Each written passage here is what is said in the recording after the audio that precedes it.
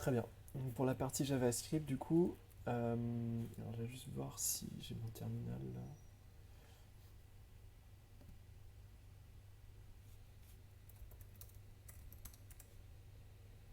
Ok. Très bien. Donc, j'avais fait une petite démo avant de commencer. Donc, l'idée, c'est qu'on démarre un nouvel observable. Vous pouvez voir un observable comme un stream, hein. Fondamentalement, c'est la même chose. Euh, du coup, on fait from cars. Donc, cars qui est une liste, hein, qui est une liste d'objets, donc qui est lue du fichier JSON. Je peux peut-être leur montrer déjà. Le fichier JSON comme ça. Donc, en gros, à la racine, on a une liste. Donc dans l'objet cars, on a une liste à la racine et après c'est des objets JavaScript. Donc from cars, et puis là du coup on peut appeler la méthode pipe. À l'intérieur on peut appeler des maps, des filters, etc.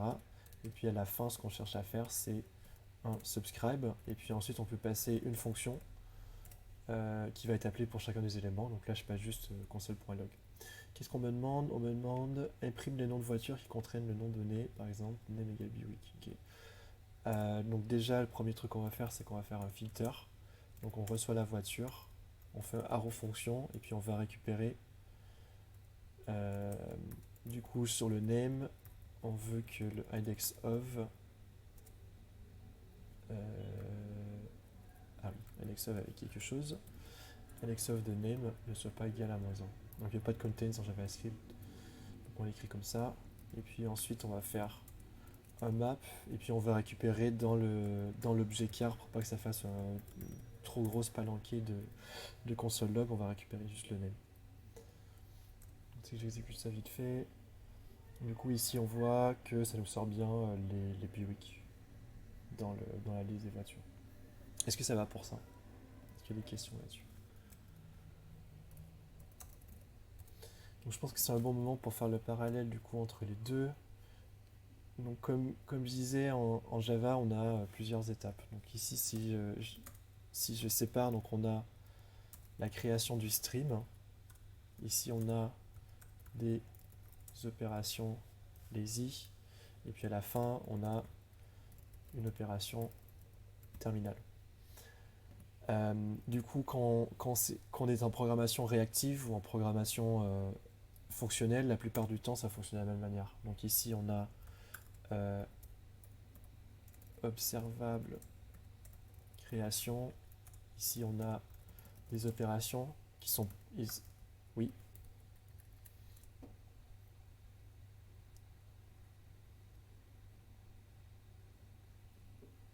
Ah, cool. Je connaissais pas. Includes. Ok. Donc là, je fais genre name, par exemple. Merci Akbar. Je vais tester. Yes. Carrément. Trop bien. Ok. Donc includes, beaucoup plus clair. Donc ici, du coup, effectivement, en RX JS, on a la même chose, création de l'observable, une suite d'opérations lazy, et après, là ici, on a une opération euh, terminale, et en fait, l'opération terminale, le subscribe va déclencher le traitement. Okay. Euh, Dès que vous faites de la programmation réactive, donc peu importe le langage, ça va toujours fonctionner de la même manière. Donc c'est vraiment l'opération terminale qui va déclencher le traitement. Okay. Très bien. Euh, du coup, prochaine exo, je vous propose d'utiliser Tech. Donc en fait, l'idée c'était justement de ne pas faire de filter. Alors attends, voilà. Les premières voitures du JSON. Donc je vais faire cars, pipe. Ici, du coup, on va faire un tech. Et puis tech ici, ben, il prend juste un nombre en count. Donc on va prendre les deux premiers. Je crois qu'après je vais le mapper, puis je vais faire du coup name comme ça, subscribe, console.log. Donc je crois que c'est juste ça. Donc là ça prend effectivement les deux premiers éléments. Si on va un peu plus loin dans cette direction-là, c'est un peu ce que j'expliquais tout à l'heure. Donc le prochain exo, en gros, il nous permet de sauter des éléments, mais en donnant une condition. Ok, donc là on va utiliser skip while et puis take while. Ici, on aurait pu le faire aussi avec un filtre, mais on va le faire avec skip while et take while juste pour se pratiquer avec ces éléments-là. Et puis ça suppose certaines contraintes sur la donnée. Donc ici, je regarde la solution, en fait je ne me rappelle plus. Ouais. Donc on skip. Yes.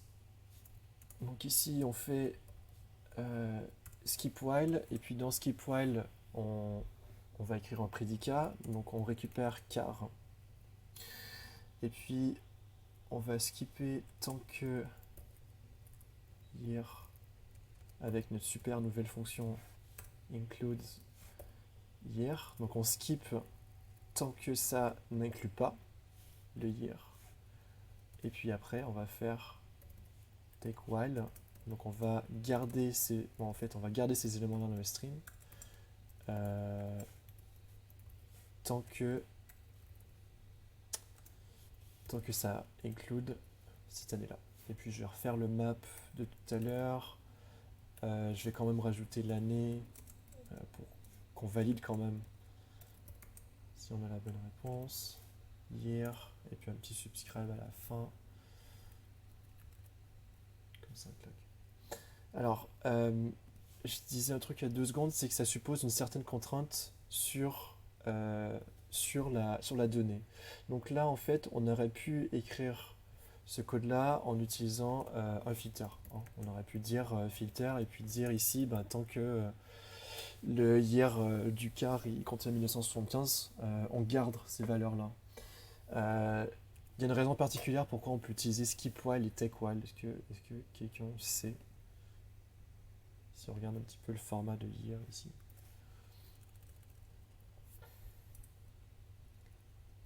Donc là, l'année est à 1970, 1971. Après, on descend, on va arriver à 1972, etc. Donc en fait, ici, la donnée est ordonnée sur le temps.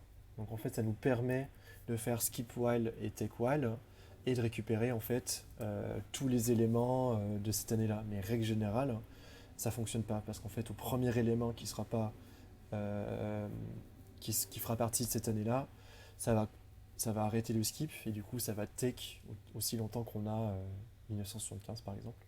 Mais ça marche pas dans le cas général. Euh, dans une API de stream comme ça peut être très utile si vous avez par exemple un back-end qui vous envoie des valeurs en continu et ces valeurs-là sont relativement ordonnées et vous voulez faire un traitement tant que vous recevez tel type de valeur. Okay, donc pour un front qui est relativement complexe, ça va être très utile d'utiliser skip while et take while. Il y a d'autres méthodes qui font ce genre de choses dans RxJS, mais ça vous permet d'avoir une petite introduction sur ce concept-là. Est-ce qu'il y a des questions du coup là-dessus?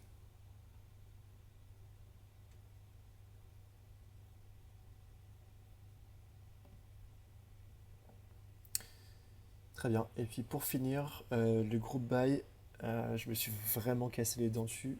Ça m'a pris vraiment beaucoup de temps pour réussir à le faire. Alors je connais pas très bien non plus RxJS à la base, donc c'est sûr que ça m'a pas aidé. Juste rejeter un petit coup de la correction. Ouais. Ok, donc je vais recopier ça parce que je suis un peu lazy. Ok, donc là on va réécrire cette partie-là. Donc en gros, le group by, il va devoir grouper par USA, Europe et Japan. Donc en fait, c'est la clé dans l'objet, c'est origine. Et puis après, on va compter le nombre d'éléments. Donc ici, je vais commencer. Ah ouais, j'ai pas besoin du map, je crois.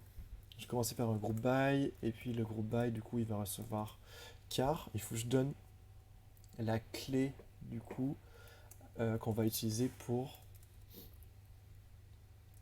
faire le groupement. Okay, donc là, origine. Donc en disant ça, en fait, la clé origine, du coup, c'est USA, Europe et puis Japan. Ce qui est particulier dans le group by, c'est qu'en fait, le group by retourne un groupement d'observables. Okay, il ne va pas nécessairement retourner une valeur. Donc en fait, ici, il faut utiliser un truc qui s'appelle merge map. Pour ceux qui ont déjà vu de la programmation fonctionnelle, merge map, c'est la même chose que flat map. Je ne sais pas pourquoi ils l'ont appelé merge map. En fait, il y a les deux, je crois. dans RxJS. Mais Flatmap, il l'a aussi en Java. Et du coup, ça permet de récupérer des éléments qui sont imbriqués et de les remettre à plat, donc en fait au même niveau. Donc dans le merge map ici, on récupère pas de valeur, on récupère un observable groupé. En fait, on récupère un groupe. Donc déjà, je sais pas si je peux l'imprimer direct. Ouais, je crois que je peux l'imprimer direct ce truc-là.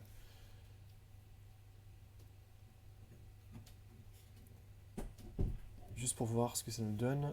Du coup, je vais lancer un terminal.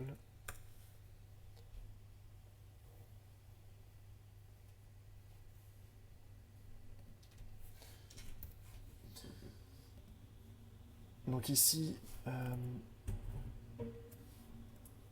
ce que je cherche à faire, c'est que le groupe ici, c'est un observable aussi. Donc en fait, je vais rappeler la méthode pipe dessus et après je vais réduire pour passer de tous ces groupements-là, donc en fait tous les groupements USA, Europe et Japan, et puis compter le nombre d'éléments à l'intérieur.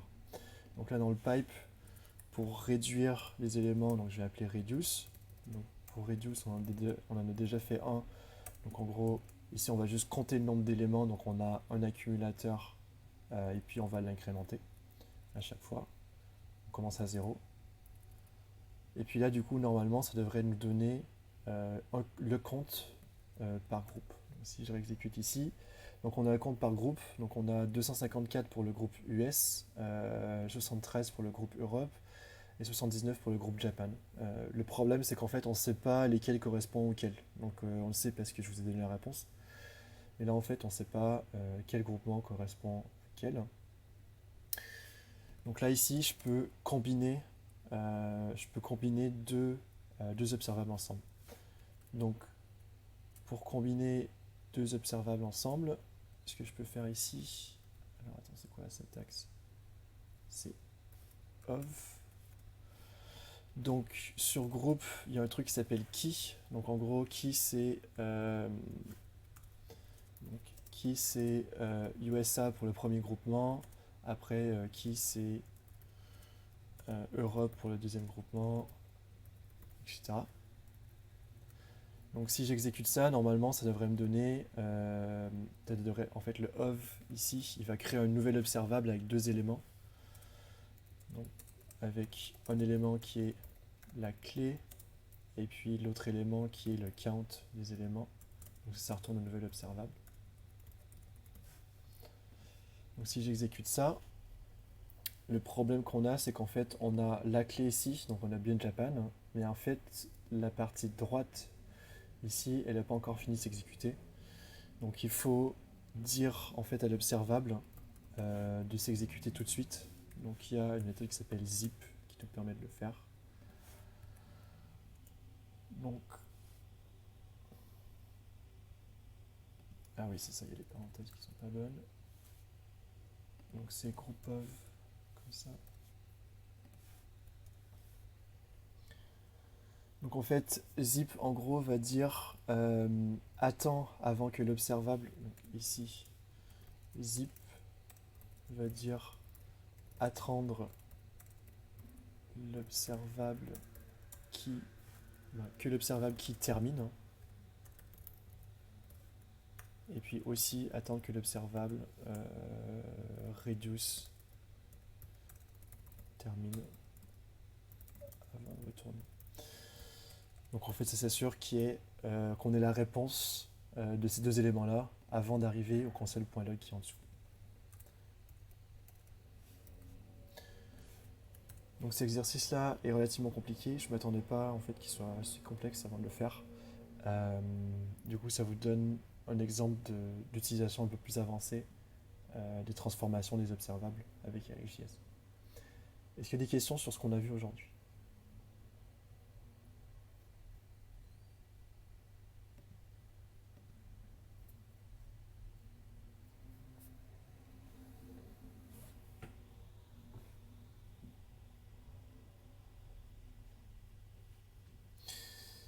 Très bien. Du coup, yes. Ok, on va s'arrêter ici.